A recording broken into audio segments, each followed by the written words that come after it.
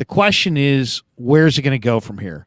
When I heard John Lynch talking up Brandon Allen and the fact that his wife was having a baby in the pregame, and it just sounded very much like Brandon Allen's going to be on this team. It didn't sound like, hey, this is a guy we're going to cut in 10 days or trade in 10 days. So that kind of made me go, that's kind of interesting. And the fact of the matter is, it's like, I look at Sam Darnold. If you had asked me going into the game, I said it meant for everybody to hear. I mean, a bunch of times I felt like Trey Lance had outplayed Sam Darnold in camp up till the game. Yeah. But then when we watched the game, I think Sam Darnold outplayed Trey Lance. And now the question is, where is this going? Is Trey Lance, now the national media is starting to pile on. Orlovsky said he was terrible. Somebody else said he's the biggest bust ever. Now we're starting to see people kind of pile on, and to me, it is just that, piling on. It's like they sense that Trey's been a disappointment, and so they're just going to run with it. But I don't get that sense from being around the team. I don't get that sense from listening to Shanahan or from talking to Lynch.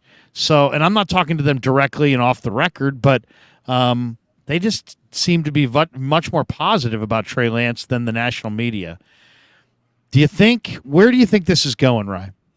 So what I see is a kid who has improved mechanically and regressed with confidence. And I think a lot of that confidence is, look what he's been through, right? He's played 3.25 games. He's been injured twice.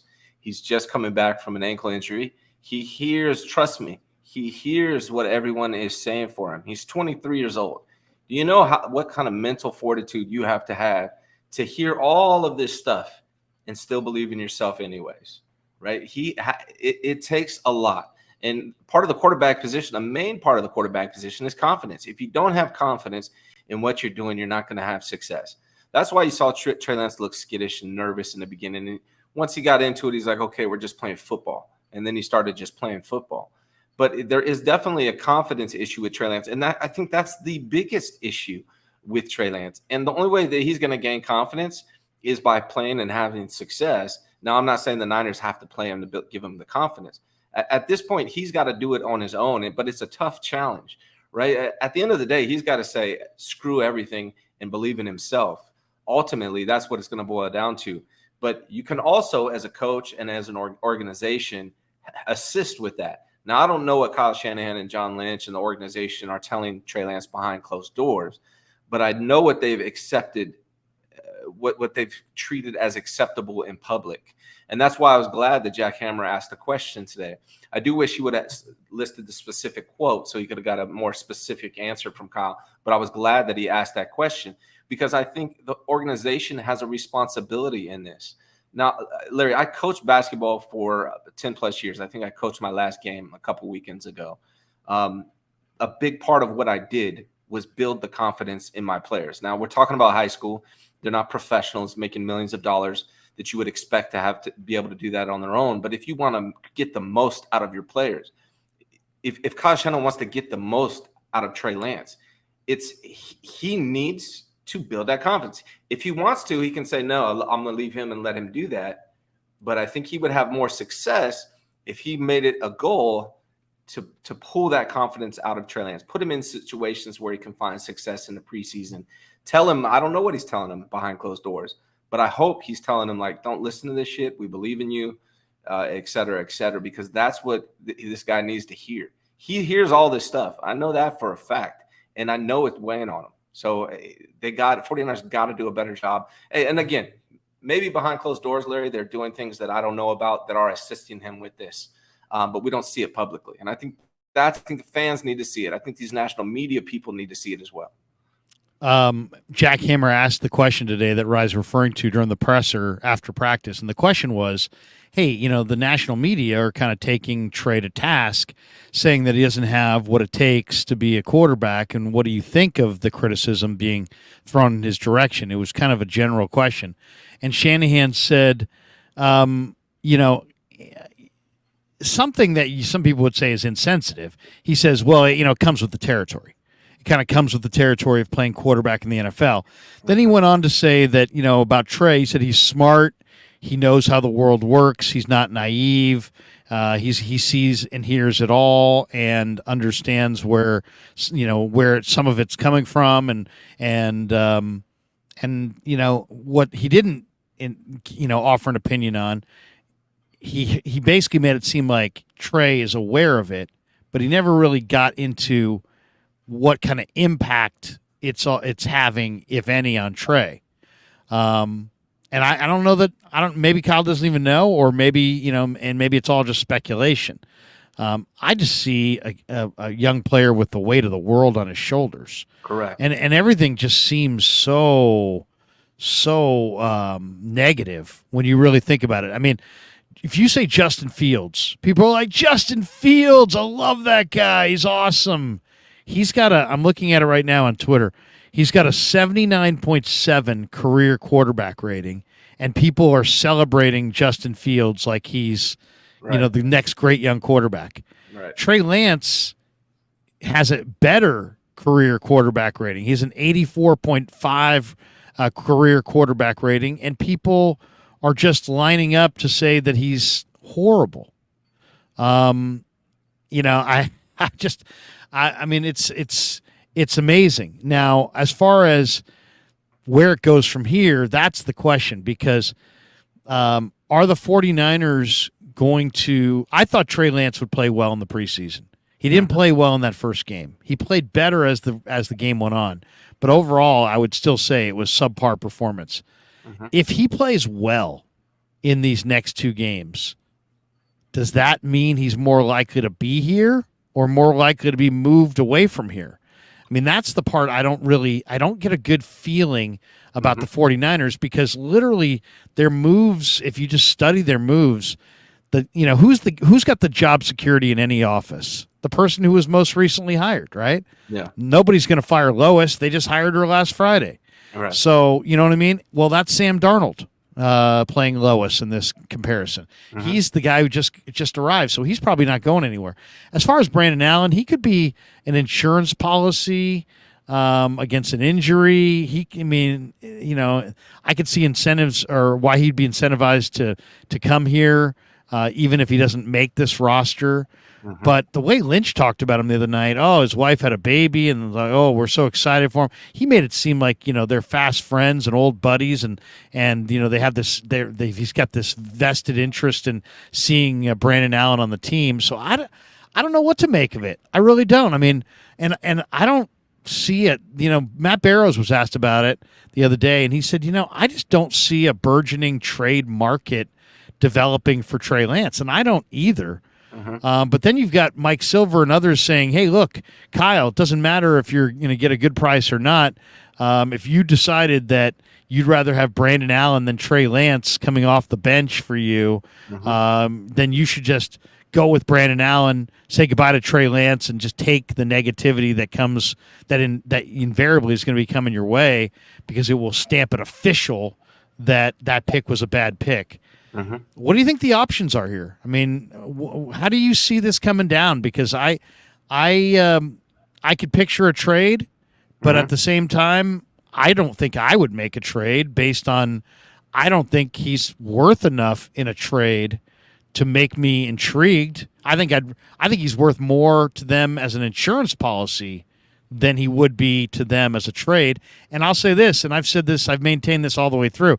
I don't want to move this guy unless I'm getting some piece to the puzzle that's going to help me win the Super Bowl this year. Otherwise, I don't. To me, the insurance on the quarterback is more important than almost anything you could get. It's definitely more important to me than a third-round pick in next year's draft. Mm-hmm. It's not like I'm sitting there going, ooh, third. Somebody's offering a fifth. No, but hey, a third? I'll take it. No, I think I'd rather have Trey Lance and what he represents as insurance on my bench than just a third. But if you're going to offer me something that's going to help me win the Super Bowl this year, now I'd have to listen. I just don't know there's a team out there that would offer that. To me, honestly, the entire 49ers quarterback situation is a little scary to me, Larry, because for multiple reasons.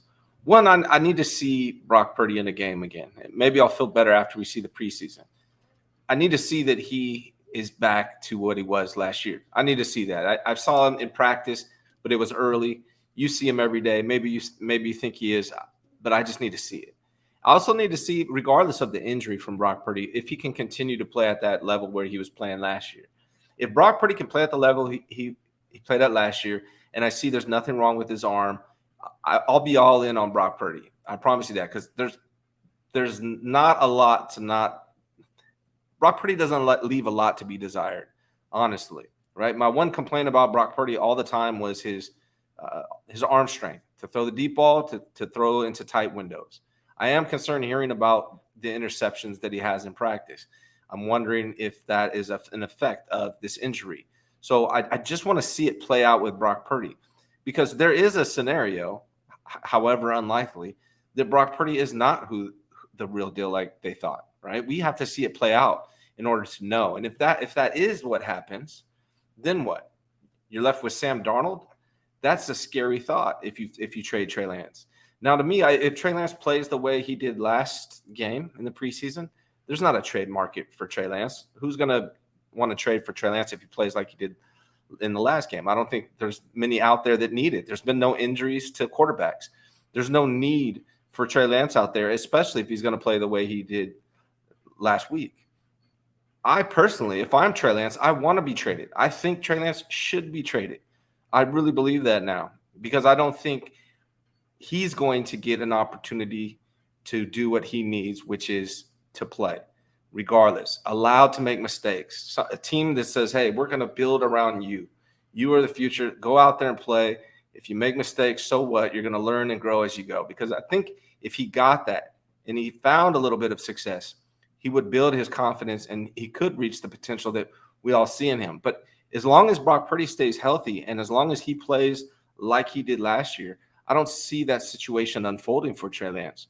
But unfortunately, I don't see a trade market for him either. Are they just going to cut Trey Lance? I highly doubt that. I really don't see that happening. So who knows what's going to happen? I think me and you had a wager about, I said he's not going to be traded. And I still don't think he's going to be, just because I don't see who's going to trade for him there. I know. I mean, Tampa, the Raiders, the Falcons, the Commanders. Those are the teams that theoretically could have interest. But it's a weird thing. It's like, if you were trading Trey Lance right now, what's his value? What's he worth? I mean, what do you think he's worth right now? After last week, if you're just basing it on what have you done for me lately, he's probably worth fifth or sixth or even a seventh right now. So that means there's no way you're moving him for that. Right. There's no reason to move him for that. Right. To me, the only way it makes sense to move Trey Lance would be in a deal that, and this is if you wanted to move him. I don't think it makes any sense to move him for a draft pick, like a 2024 draft pick in the 5th round. What's that? Come on. And I know people would say, well, hey, you found Brock Purdy in the 7th round. And it's not that these picks have no value, but there's a risk in trading Trey Lance, period. And you're going to take that risk for a 5th round pick, for a 6th round pick. I don't see that. The only kind of deals I could see making sense would be if the 49ers got a piece to the puzzle that they believe in.